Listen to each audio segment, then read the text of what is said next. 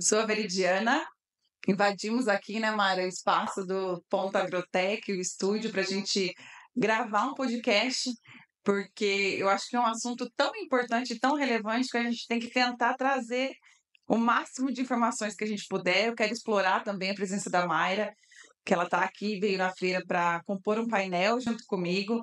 E, e eu, como o tempo é curto, né, Mayra? A Mayra vai se apresentar daqui a pouquinho. Eu falei, vamos lá, vamos trazer. Tem tanta novidade, tem tanta coisa boa que a gente aprendeu, que a gente trocou de informação aqui na feira. A feira possibilitou isso, né? Além da gente trazer conhecimento, a gente conseguiu, a gente teve muito contato e muita coisa nova, muita inovação, muita oportunidade. Então, antes de trazer aqui o que a gente conhece, que a gente teve de acesso aqui na feira, eu quero que a Mayra se apresente, né? Que foi para mim uma honra poder compor esse painel com ela, agregar conhecimento na área de atuação. A gente já se conhece de um tempo e estarmos juntas foi um prazer imenso. E a Mayra vai se apresentar um pouco e a gente vai ter esse bate-papo aqui. Né, Mayra? Pode se apresentar, por favor. Bom, primeiro, muitíssimo obrigada, Veridiana, mais uma vez pelo convite. Para mim é que é uma honra estar aqui com você, compor o painel sobre crédito de carbono, né, que é um tema extremamente complexo e importantíssimo, não só para o Brasil, mas também para o planeta, que está discutindo aí soluções para o problema do aquecimento global. E também ouvi tantas palestras e empresas, academia, o congresso, a feira foi muito boa, né? A grade científica realmente foi muito bacana, para que a gente consiga explorar mais esse universo tão grande de negócios, né? Oportunidades de negócios climáticos, mas também soluções para esses problemas. Então, foi uma honra, estou aqui aprendendo, estamos aprendendo, né? E nós aqui também estudamos bastante, né, Veridiana, para Muito estudo, poder porque é complexo, né, Mayra? trazer uma pauta tão difícil, né? Não só a questão legal, regulatória, mas também dos impactos da nova legislação que vai trazer para o Brasil, tanto assim as questões de due diligence fora do Brasil, no Brasil, quanto as questões também de oportunidades para o mercado. Então, nós estudamos muito, nos conhecemos, né, num curso no INSPER, que realmente tivemos a oportunidade de estudar um pouco a questão do direito do agronegócio, até porque não tem uma sistematização em um código único, então é uma legislação muito esparsa, Sim. cheia de normas e decretos que, infelizmente, ainda não tem uma segurança jurídica, porque o governo entra, o governo sai, e aí um acaba revogando o decreto do outro. Então, construir essas políticas públicas através de leis realmente que vão trazer segurança jurídica para investidor em crédito carbono também é um desafio. Então, para nós também, como advogadas, nós vamos acompanhar essa Sim. legislação, né, Veridiana, para a gente também entender onde o Brasil se encaixa globalmente nesse mercado. Isso, porque a gente tem visto assim que não adianta a gente olhar só para nossas questões internas, né? A gente tem aí o Código Florestal, que é um dos mais rígidos do mundo, se não o mais, né? Que a gente tem cotas aí de reserva legal bioma Amazônia, por exemplo, de 80%, que não tem no resto do mundo. Eles não preservam, eles não plantam árvore como é no Brasil. Então, a gente trazer essa comunicação do que o agro, do que a gente dentro do Brasil adota, né, de práticas sustentáveis, que isso é um exemplo, né, para o resto do mundo. A gente não é um vilão que só polui. Então, assim, essa ideia aqui do Comitê Científico da Ponta Agrotech de trazer esse estudo aprofundado, né, do mercado de carbono do nosso estado aqui, Mato Grosso do Sul, que ele tem a meta e a intenção de ser um estado carbono neutro até 2030, isso levanta muitos debates, né? A gente teve a oportunidade aqui de assistir algumas palestras de como que o mercado está caminhando, o ex-governador veio trazer as perspectivas, né, do como que o público ele pode atuar ali junto com o privado para a gente fazer esse mercado de fato funcionar, né? A gente ainda está num cenário, assim, a nível nacional carente de regulamentação, o mercado regulado ele está com o projeto de lei já em discussão, em vias de ser aprovado.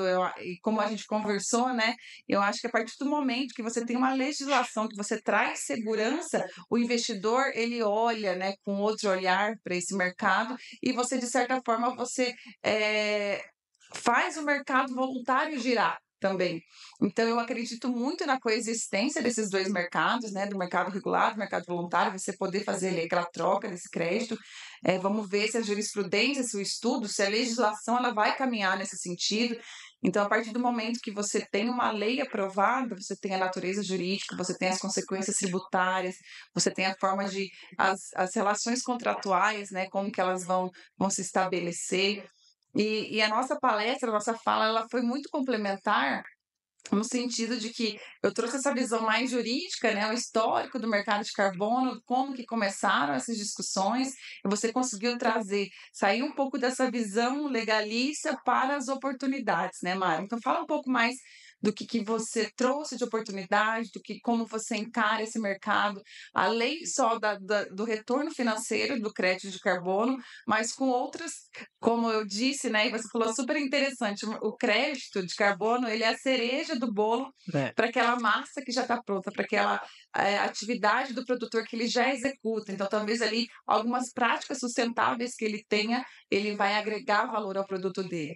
Então, traz um pouco dessa visão de oportunidade, de negócio, para que o produtor ou outros setores também possam ter essa visão e se empolgar também, assim como a gente, né? A gente fala de um jeito até empolgado sobre isso, mas é que eu acredito muito na concretização e na realidade desse negócio.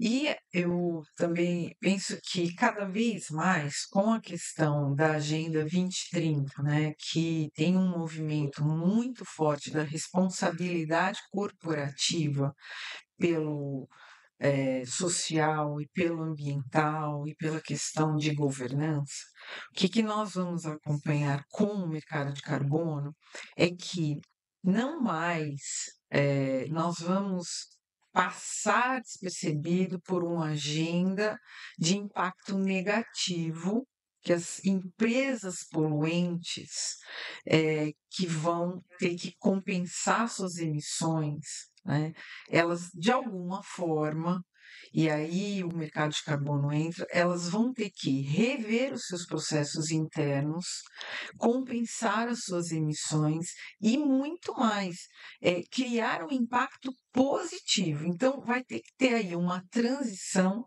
né, para um modelo econômico sustentável para as empresas, porque as questões do aquecimento global, elas são resolvidas por governos, elas são resolvidas pela sociedade civil e as empresas têm uma responsabilidade enorme por essa solução. Uhum. Então, hoje o que a gente percebe é que cada vez mais com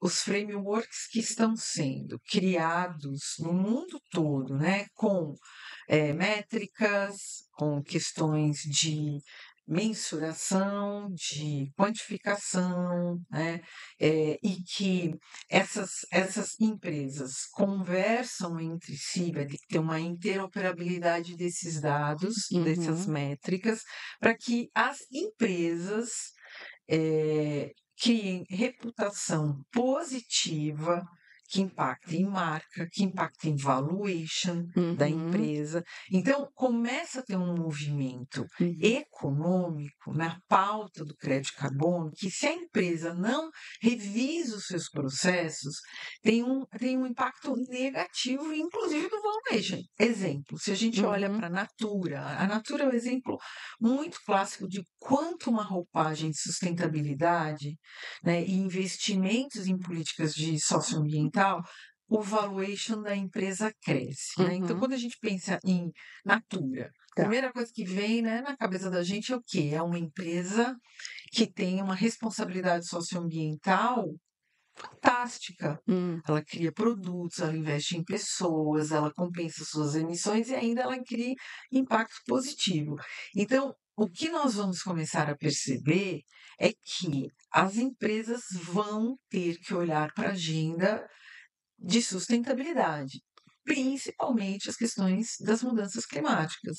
E aí, se não olhar, elas vão perder competitividade, elas vão perder reputação, elas vão perder valor de mercado e principalmente, se você olha para o mercado internacional, a exemplo do que acontece agora com a diretiva da União Europeia, que entra em vigência e logo. É a lei anti-desmatamento, né?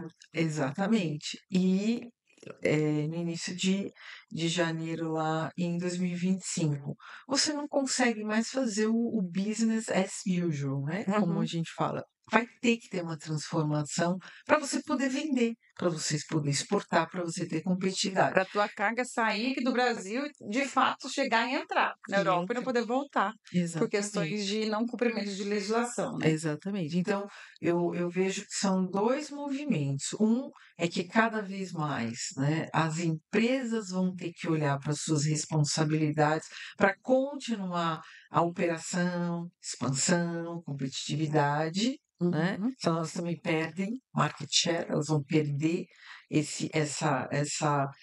essa oportunidade, né, do mercado, e também os governos que vão cada vez mais regulamentar tanto o mercado voluntário quanto o mercado regulado. Uhum. Então, eu acho que vai ter uma conjunção de fatores para que realmente o mercado aconteça.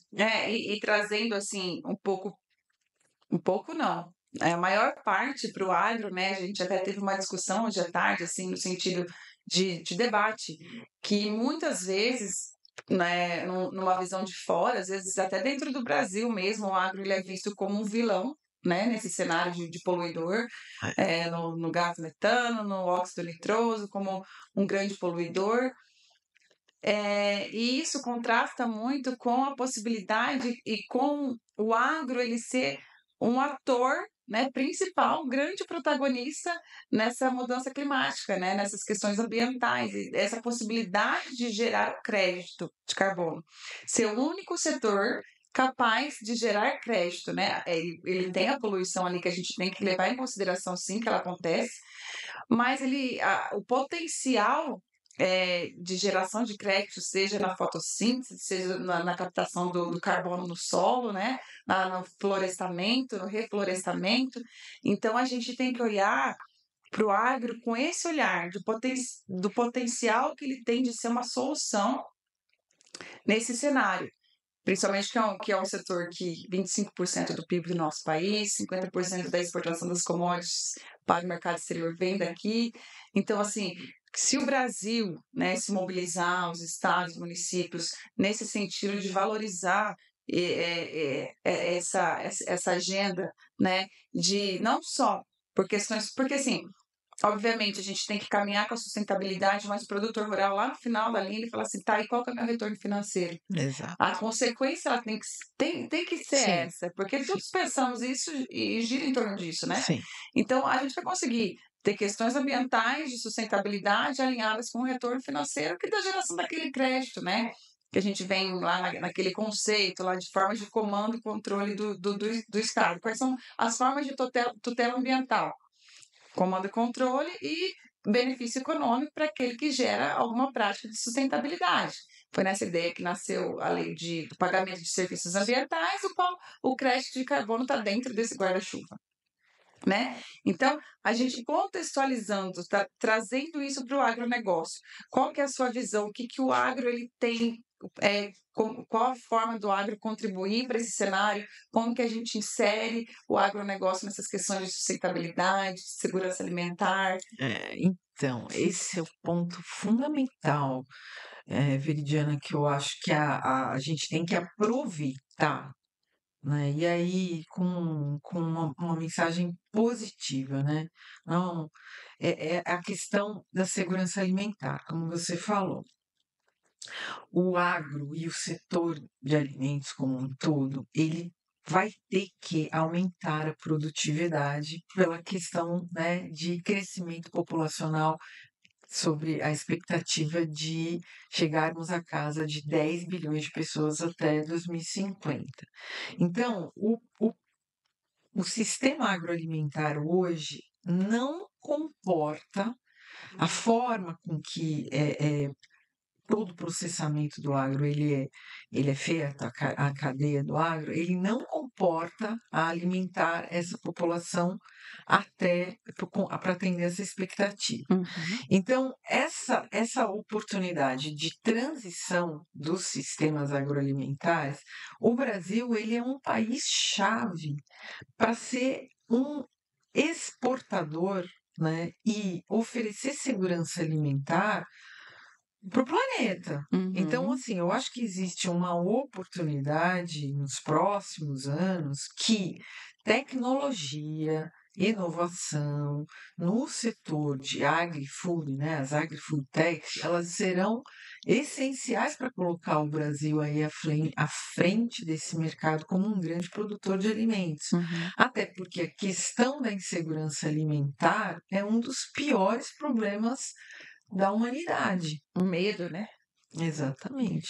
Então, eu acho que a gente tem que conectar as questões de alimentação saudável, acesso à alimentação, combate à fome que está linkada ali, né, no ODS 2 da Agenda 2030, com as questões de mudanças climáticas, manejo do solo Uhum. e olhar para essa agenda como um caminho sem volta. E a Uhum. tecnologia, a inovação, as startups, elas vão fazer a diferença, a total diferença, né, com a questão de competitividade aí nesse mercado. Então, eu acho que esse cenário de investimentos também, né, na inovação, ele é muito importante, como você fala, no público e no privado. As Uhum. coisas se somam. Se Nem é conectam. o público que vai resolver, nem só o privado, mas é a Uhum. junção de todos os players dessa cadeia. E para a gente, assim, trazer exemplos práticos, por exemplo, porque talvez seja uma linguagem um pouco distante, né, daquele produtor que olha e fala assim: "O que que é uma startup?", né?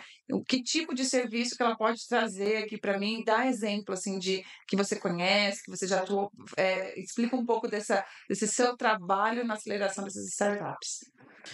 Bom, assim, para criar uma startup tem metodologias, porque primeiro a dor a startup ela vem para resolver uma dor do mercado. Ela Uhum. é uma inovação muito nichada para um mercado específico e ela é altamente escalável. Normalmente a solução vem criada, ela vem embarcada em uma tecnologia. Então, um exemplo prático. O produtor rural, ele tem que fazer a gestão de toda a propriedade, de toda a cadeia, desde o plantio, Uhum. né, até a venda do Uhum. grão, por exemplo, da semente. Uhum. Então, como é que ele gerencia todo esse processo? Uhum. É através, efetivamente, de uma plataforma, de uma tecnologia que vai. Hoje a gente fala muito em governança, a gente fala muito em compliance. Como é que eu, produtor rural, eu vou ter um compliance e uma governança de todo o ambiente da minha propriedade, da minha produção, do escoamento, da logística, da venda, dos documentos, do que eu preciso. Eu tenho que ter tecnologia hoje. Para quê? Para tomada de decisão, para conhecer, né, onde que estão ali os gargalos da minha operação, para que eu tenha transparência, para que eu consiga prestar contas. Uhum. Muitas vezes, a família que é a fundadora da propriedade, ela vai passar para outras gerações a gestão. E aquela gestão, ela tem que ter o quê? Transparência, ela tem que ter ferramentas, ela tem que ter accountabilidade, né? A prestação de contas. Então, sem tecnologia, hoje você também não consegue fazer governança, você não Uhum. consegue fazer compliance. E eu acho que isso é um exemplo, por exemplo, de uma startup. Uma startup, por exemplo, eu sou investidora, Ai, que legal, Mari. né? Então, assim, Ela faz esse gerenciamento de tudo, do início até do depois início da até o porteira. fim, exatamente. E agora, com as questões do crédito carbono e as questões do social e do ambiental, as funcionalidades elas vão olhar assim para para todo esse ambiente, Sim. né, da cadeia de fornecedores, por exemplo, Uhum. porque as empresas, os produtores, eles vão ter que olhar para quem são os fornecedores, quem são os parceiros, em contrapartida, né? O que que eu tenho aqui de tecnologia que vai aumentar a minha produtividade? Então, como é que eu trato o solo? Uhum. Tudo isso tem que estar onde? Em aplicativos, em plataformas, em eh, eh, que a gente fala muito, né, de inteligência artificial. Você não consegue mais trabalhar em planilhas hoje. E já passou, eu acho que está passando muito essa fase, né, assim, de daquela propriedade. Não, continua sendo uma agricultura familiar, com gestão familiar, mas você tem que trazer essa tecnologia para dentro do seu negócio, né, até no campo. Principalmente no Exatamente. campo, né, hoje, para você É. aumentar a produtividade, talvez numa área menor, como você conseguir ter mais eficiência, como você conseguir gerar mais,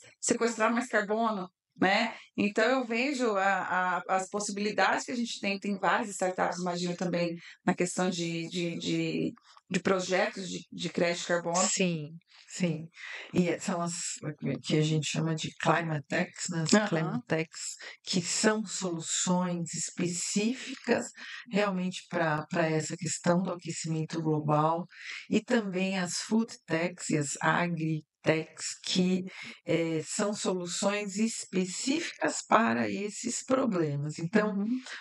o mundo está falando sobre isso. Quando a gente olha para o mercado de agri-food techs, nós já temos hoje verticais que são reconhecidas dentro dessa agenda, que vão tratar de novas gerações de alimentos, de bebidas, vão tratar de logística, vão tratar de aplicativos, de Rastreabilidade, né? exatamente, conectividade, rastreabilidade, ou seja, soluções para o agronegócio, soluções para o setor de alimentos. E Uhum. todas essas tecnologias, elas trazem governança, elas trazem transparência, elas trazem métricas, elas trazem dados para Uhum. que o gestor tome decisões pautados em números, em dados. Então, blockchain é muito importante porque ele traz o que? Segurança para aquele dado. Sim. Então, É a questão do crédito de carbono que a gente falou, que está tendo problema aí de dupla contagem, né? Se você não tem essa tecnologia, você vende duas vezes esse crédito. exatamente. E aí, por exemplo, tem uma startup que é fantástica que eu conheço. Ela sabe o que que ela faz, Meridiana? Ela faz todo o mapeamento da propriedade. Então, é uma startup com foco Hum. em crédito de carbono, em Uhum. venda de projetos de crédito de carbono. Então, se eu quero fazer um projeto de carbono na sua propriedade, eu sou investidor, eu quero investir, falo, bom, Viridiano, eu tenho que compensar as minhas emissões, e de alguma forma você tem uma propriedade que eu gostaria de investir, porque vão gerar créditos, Tem né? um grande potencial aí. Tem um grande potencial. Como é que a gente faz? Em primeiro lugar, vamos fazer o quê? Uma due diligence na propriedade. E um grande problema é o quê, né? São as propriedades que foram griladas, que não Uhum. têm a origem da propriedade, ou, né, da metragem, porque tivemos muitos problemas, né, de Sim, terras sim. griladas. Então tem uma startup que é fantástica, que eles criaram uma metodologia via satélite e via também bancos de sistema do CAR, inclusive, Uhum. que eles conseguem fazer essa aferição se aquela propriedade onde o projeto vai ser instalado ali, vai ser desenvolvido, se realmente aquela terra, aquela propriedade, ela está Regular. ok, regular, para que eu consiga desenvolver um projeto. Olha Então, olha só, que é um fantástico, banco né? de dados que ela tem no histórico daquela propriedade. Sim, exatamente. Eles são muito técnicos, sabe? Uhum. E aí você Até, traz. até eu acho que é o caso de se aplicar num contrato de compra e venda, porque às vezes você vai comprar uma propriedade rural, né, que você tem um Exatamente. histórico de matrícula ali, mas às vezes no passado, inclusive, ela teve algum processo ali de da gente não ter a real noção de propriedade, né, a cadeia de proprietários ali, né, a Exatamente. origem dessa propriedade. Exatamente. E aí a gente entra naquele problema de que, eu investi na sua propriedade porque eu preciso fazer um projeto para originar crédito carbono. Ótimo. A sua propriedade é sua mesmo? Uhum. Em Porque primeiro e lugar, aí né? você não consegue certificar esse projeto nunca. Você vai ficar naquela ilusão de que vai dar certo É, e a parte documental está toda enrolada. exatamente. E aí a gente entra naquele problema do greenwashing, daquele problema seríssimo, que é, de Parece que é, fato, mas não é. exatamente. Então, mas só que a gente começa a ver, tecnologias que realmente dão mais segurança jurídica para os negócios, Hum. dão mais transparência, e eu acho que a gente está muito no momento aqui, principalmente em Ponta Porã, eu vejo que, e o governo do estado também, eu vejo que existe, assim, um interesse e uma aptidão muito grande para esse Com desenvolvimento certeza. local, né, e regional, no sentido de fomentar essas políticas públicas que são necessárias e que também são próprias de cada localidade. Hum. Então, eu fiquei também muito feliz assim com esse movimento regional, porque a gente vê que há realmente um intuito de desenvolver não só esse mercado, mas também as políticas públicas que são necessárias para dar segurança jurídica para os projetos, Uhum. que obviamente são temas novos, mas que o mundo está discutindo. Se a gente não entra na discussão, a gente fica para trás. E aqui realmente existe uma forte abertura para desenvolver, principalmente Ponta Porã também, Uhum. né? É, com certeza. É alinhado, né, com o governo do estado, como eu falei, a gente tem políticas aí já implantadas, né, de pagamento de serviços ambientais. Eh, a O município de Ponta Porã, a gente tem percebido também que ele quer investir, né, em tecnologia, em parques tecnológicos, né. Você que conhece mais sobre isso, o que que seria um parque tecnológico, por exemplo? Você traz para dentro de um espaço físico a conversa entre diversos setores.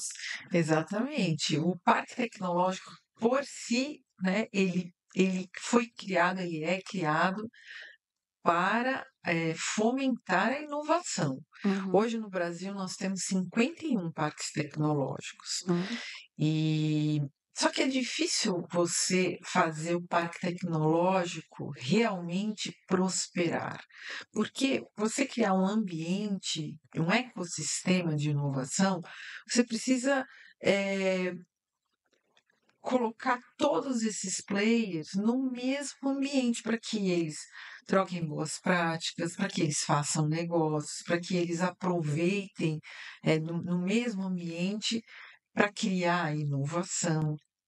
Então, por exemplo, no Parque Tecnológico de São José dos Campos, em São Paulo, as coisas tomaram uma proporção que realmente o parque ficou muito próspero, mas é um crescimento paulatino, até porque existe uma política pública e muitas vezes troca, né, o comando uhum. ali do chefe do executivo e não dão continuidade, muitas vezes, no projeto. E ali nós tivemos sorte, porque o empresário entrou, Uhum. O privado, o né? privado entrou. Então, no eixo Rio-São Paulo, que tem ali uma aptidão muito grande também para as indústrias se desenvolverem, o parque tecnológico vai muito bem. Uhum. Lá dentro também tem um hub de inovações para as startups, né, que podem ser incubadas ali, onde também já estão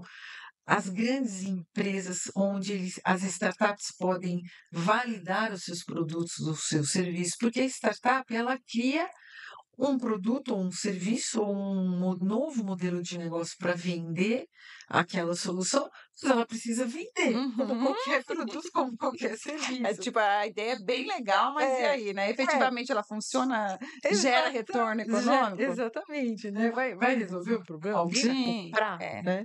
E aí, se ela está num ambiente que ela pode validar aquele produto, seja um produto ou um serviço oriundo da academia, dos bancos de mestrado, doutorado, que tem uma propriedade intelectual fantástica, pouquíssimo aproveitado. Nós temos, assim, universidades incríveis, cientistas mesmo aqui brasileiros que eu acho que poderiam trazer muito mais conhecimento aplicado para o mercado, como os Uhum, Estados Unidos faz muito, a Europa faz muito, ou seja, uhum, investir na propriedade intelectual que estão dentro das universidades, tornando esse conhecimento um produto que seja para o mercado e que não fique engavetado, uhum, né. Eu estava conversando e isso, na verdade, eu também vi um movimento muito bacana naquela aceleradora que eu te falei, que é uma aceleradora americana e que o modelo de negócio deles é interessantíssimo. O que que eles fazem? São 3 fundos de investimentos só no setor de agri e food techs. A uhum, tese deles é: "Vamos solucionar o problema da fome", uhum, né, da insegurança alimentar, do acesso à alimentação saudável. Como? Vamos investir em novas tecnologias, vamos investir em novas proteínas, em novos mercados de alimentação, de bebida, enfim. O que que eles fazem? Eles investem em propriedades intelectuais oriundas das melhores universidades americanas, que já são patenteadas. Então, eles compram essa patente, eles investem na equipe científica e que inovaram, e eles ajudam esse cientista empreendedor a fazer aquele negócio ser escalável, altamente competitivo, rentável e que efetivamente resolva, traga aí uma solução para o mercado. Então, o que que acontece? Você junta a tese de investimento, você junta a universidade, você junta aquele que sabe fazer negócio, o uhum, empresário, o empreendedor, porque uhum. também é uma outra aptidão, É aptidão. uma aptidão, Uhum, né. E aí você dá segurança jurídica uhum, para esse ambiente, porque você compra um ativo. Então, por exemplo, o que que eu vejo muito nas startups, lá na aceleradora que eu trabalho. A startup chega e fala: "Bom, ninguém nunca pensou nisso. uhum, Eu inventei, não existe nada igual". hum. E aí nós, como advogados, né, você faz o papel um pouco do É, advogado do diabo, é. né, fala: "Nossa, mas ninguém nunca Não. pensou mesmo?". Não, ninguém pensou. Você patenteou? Uhum. Você fez um depósito de patente? Como é que está essa O seu questão registro. da proteção da propriedade intelectual? Não sei se sim, não tinha pensado nisso. Uhum. Olha, mas isso você tem que pensar, porque esse é um grande ativo. Se Sim. você conseguir fazer a patente de invenção, né, ou modelo de utilidade e tal. Então, o que que eu vejo também? Que nós temos que aproveitar melhor o conhecimento que vem da academia, Uhum. como os americanos fazem, como a Europa faz, Uhum. e ainda nós não fazemos. Eu estava conversando com uma professora, que eu a conheci num programa de aceleração da FINEP Mulheres Empreendedoras, e Uhum. uma professora da Universidade Federal, de Pernambuco, ela é co-founder com mais 2 ou 3 alunas que fundaram uma startup fantástica na área de dermatologia, e eu estava conversando com ela, falando: "Professora, Hum. como que vocês fizeram para tirar esse produto dos bancos ali, né, de academia e conseguiram transformar em um produto no mercado?". Ela falou: "Mayra, é muito difícil". a vasta maioria, Esse caminho, né, Mayra? esse caminho é muito difícil, porque tudo que uma universidade quer também é que aquele produto que foi originário, né, de um estudo científico, de um mestrado, de uma tese de doutorado, ele se torne um produto e Sim. entre no mercado, né? Mas isso é muito difícil ainda no Brasil, Veridiana. Então, eu acho que a gente também poderia aqui aproveitar para deixar Esse recado, esse né, recado, né, para que as conclamar. universidades e governo e também empresas passem também a olhar mais para esse cientista empreendedor. E como que você vê essa parte de empreendedorismo aliado à tecnologia dentro do agronegócio? Por exemplo, a gente falou ali do parque tecnológico. Você acha que funciona alguma ideia ali dentro do agronegócio? O que a gente pode trazer para esse cenário? Ah, eu tenho certeza. Aham. Eu acho que primeiro criar esse ambiente de inovação, aproximando o empreendedor, a empreendedora a esses players do setor Uhum. aqui, que é muito rico, né? Sim. Eu fiquei encantada com as palestras e com tudo que foi falado de inovações Uhum. aqui. Tem muita gente fantástica Sim. aqui. As palestras foram sensacionais, a grade científica. Então, o que que acontece? Tem muita startup no Brasil que não consegue se aproximar dessas empresas. Uhum. Elas têm soluções que vão ajudar, mas estão esparsas, estão espalhadas. Se a gente consegue criar um ambiente para incubar a startup dentro do mesmo ambiente das empresas, a gente aproxima o ecossistema, né? Ele é muito rico e ele está esparçado, assim, ele Uhum. está pulverizado. Então, eu acho que aqui também o governo local, o governo estadual, tem essa aptidão, né? E essa vocação.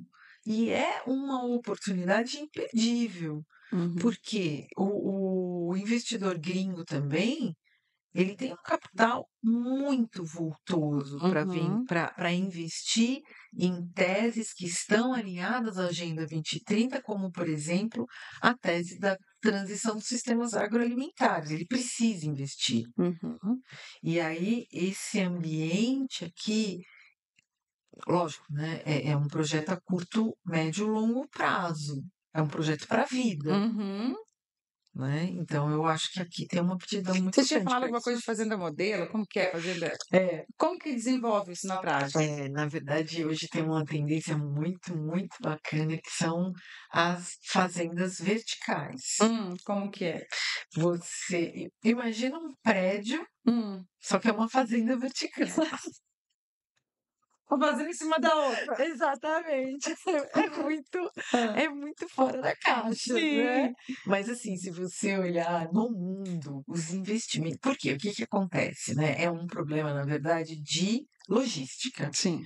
Então, os centros econômicos, eles estão cada vez mais no centro, nervoso de onde existe o desenvolvimento econômico. Uhum. E aí a comida fica mais cara e o produtor rural, ele está distante do consumidor final. Então, o que que acontece? Você vai passando de etapas em etapas, desde da produção até o consumo final, vai ficando Sim. caro esse alimento, vai encarecendo, encarecendo. Então, qual que é a ideia? Ah, eu vou ter uma fazenda vertical onde eu vou instalar essa fazenda mais próximo de onde esteja o consumidor final. Hum. Só que eu não tenho terreno para isso, Sim. né, eu não tenho área para isso. Uhum. Então, qual é a solução? Verticalizar. Verticalizar.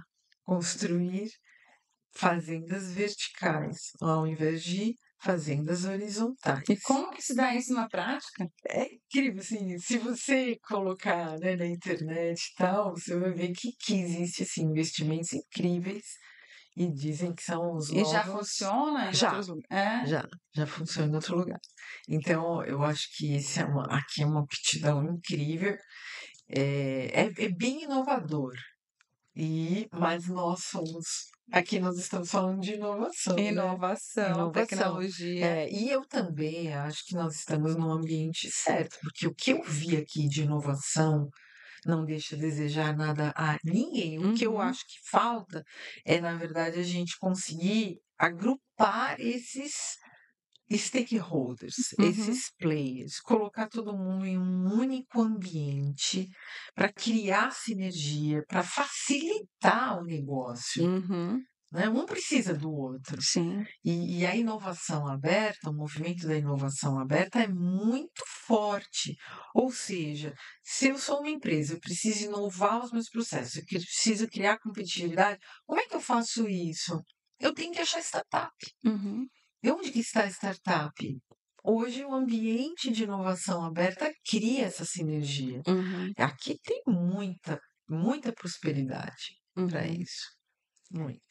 Eu acho que assim, você vê, a gente começa numa conversa que a ideia era discutir, né, crédito carbono, e aí a gente já caminha para as questões de tecnologia, de inovação, que no fundo, no final das contas, estão completamente interligadas nessas questões. Uma depende da outra. Quando a gente se fala em segurança alimentar, a gente precisa, sim, pensar em eficiência, né? Pensar em resultados e produtividade, e isso inclui a tecnologia, está intrinsecamente ligada. A gente vê lá a China, né, que é gigantesca, investindo muito na África do Sul, que tem características até de solo muito parecidas com a do Brasil. Então, apesar de ser um país pobre, há muito investimento em olhar para essas questões de segurança. Então, para o Brasil, nesse cenário, ele precisa se reinventar, porque outros lugares estão se movimentando, né, para se tornar competitivo com o Brasil, né? Ou pô, a gente fala, não, mas na África é muito pobre, mas a gente tem países muito ricos investindo nesses lugares. Então, o Brasil precisa se mexer, precisa olhar para fora da caixa, como a gente fala, tem essas questões de sustentabilidade, está ligado a questões de obediência à legislação de outros países, a questão da União Europeia. A gente tem um exemplo muito claro aqui dentro do Brasil, que é a moratória da soja, né? Que até conheci um produtor rural agora, que eu estive umas 3 semanas atrás, em que ele produziu 10 mil hectares de soja, essa safra 23, 24, e que ele não conseguiu vender para os principais trades da região, por conta da moratória da soja, que áreas desmatadas depois de 2008, e dentro dessa fazenda dele de 10 mil hectares era uma pequena porção de terra que ele comprou depois, inclusive, mas ela estava na propriedade dele como um todo. Então, ela de certa forma, afetou, né, o restante da produção, e ele entra numa espécie de serasa, né, do produtor, e não pode vender. Então, olha o prejuízo, né, nesse cenário todo, e ele teve que se socorrer a cerealistas locais para conseguir escoar a sua produção, vendeu num preço muito abaixo do mercado, por questões de restrição de mercado da União Europeia. Aí a gente vem com a questão agora da lei de desmatamento, que áreas desmatadas depois de 2020 também vão ter prejuízo, não, qualquer produção, né, e seus derivados não vão chegar na Europa, né?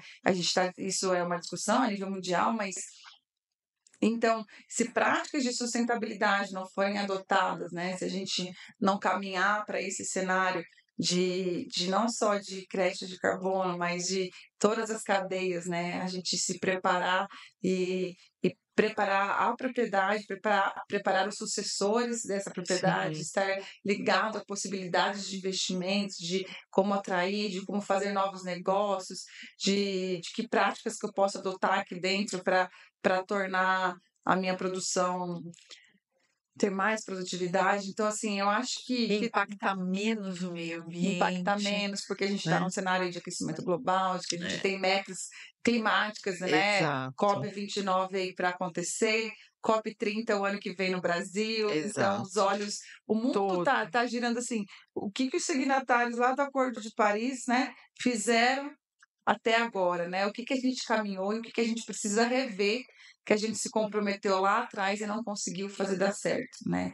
Então eu acho que sim, é um caminho que todos temos que seguir juntos, todos os atores aí envolvidos, público, privado, estudiosos, e como você disse, a gente aproveitar isso que a gente já tem Nosso de capital nosso humano. capital É, humano, e a gente está aqui, a gente está debatendo, né, a gente está tentando trazer essa informação e essa conscientização para que a gente tenha um futuro mais sustentável. exatamente. Eu acho também que eu eu gostaria, assim, de até deixar aqui um um recado, um apelo, um pedido. Eu acho que o empreendedor e a empreendedora, eles são fundamentais nessa Engrenagem. engrenagem, exatamente. E fomentar esse ambiente para o empreendedor e para a empreendedora, é eu acho que é criar exatamente prosperidade. Uhum, Porque o empreendedor, ele traz muitas oportunidades, mas ele ainda é muito solitário, sabe, uhum, Veridiana? Eu vejo lá na aceleradora que os empreendedores, as empreendedoras, eles são tão dedicados, eles são tão competitivos, eles se tornam empresários fantásticos. Eles estão criando uma solução, um modelo de negócio, eles são extremamente estudiosos e smart, assim, então, e ele está criando um aqui, ele já está criando ali, e existe um mercado muito aquecido de M&A, de compra e venda de startups no Brasil. uhum. Então, esse crescimento exponencial das soluções, você precisa ajudar o empreendedor e empreendedora, que eles não conseguem vender.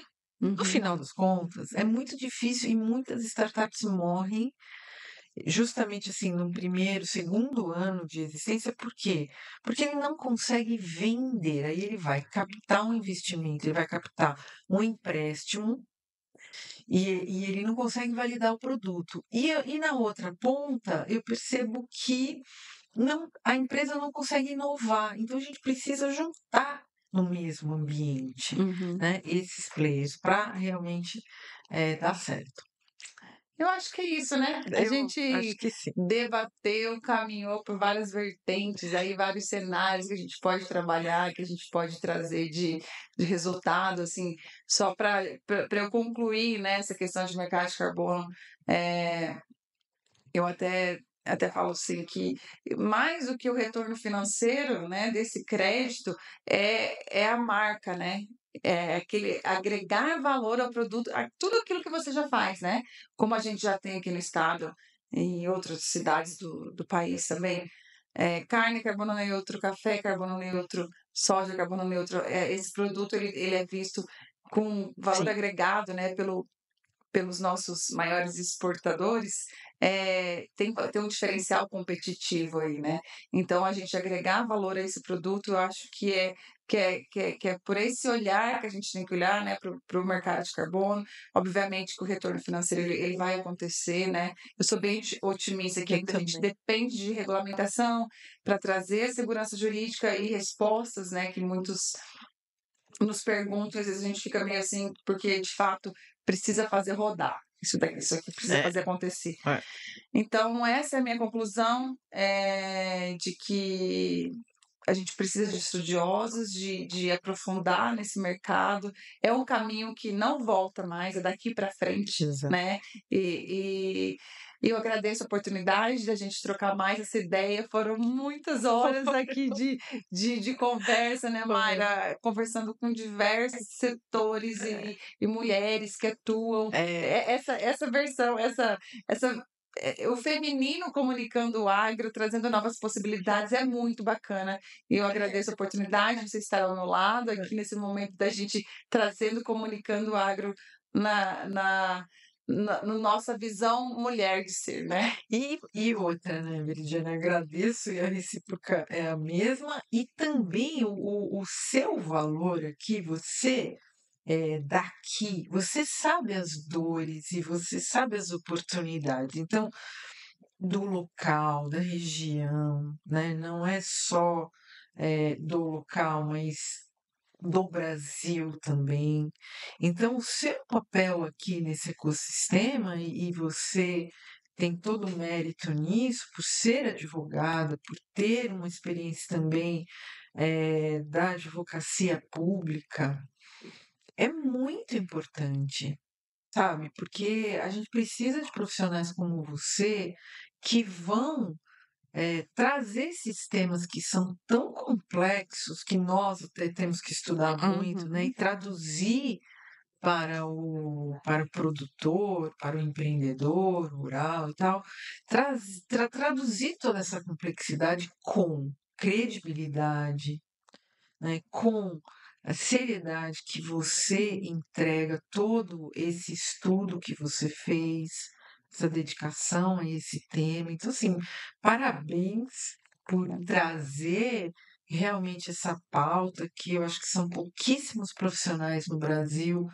que estão levando realmente ao pé da letra toda a tramitação da legislação no Brasil. Você é uma grande estudiosa e tenho certeza que você tem muito a colaborar, não só com o governo local, mas também estadual no Brasil. Então, parabéns, para mim foi uma honra mesmo estar aqui com todos, estou aprendendo muito e você também tem que ir para São Paulo. Agora eu te espero lá. É isso, esse foi o nosso bate-papo, espero que tenham gostado. Caso tenham dúvidas ou queiram saber mais um pouco dessa complexidade aí de inovação, tecnologia, mercado de carbono, entre em contato com a gente. Muito obrigada. Muito obrigada. Até a próxima.